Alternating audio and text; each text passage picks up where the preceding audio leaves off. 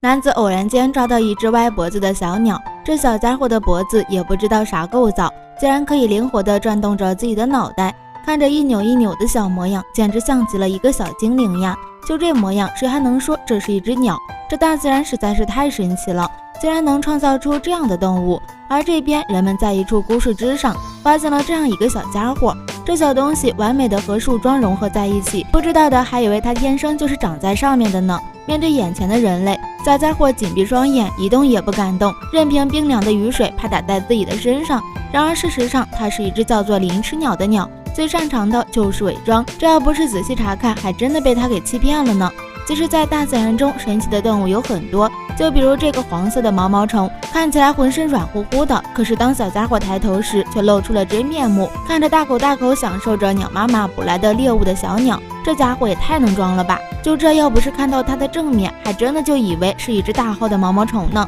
看来这自然界中的动物们还真的不能小瞧呀。好了，本期视频就到这里，我们下期再见。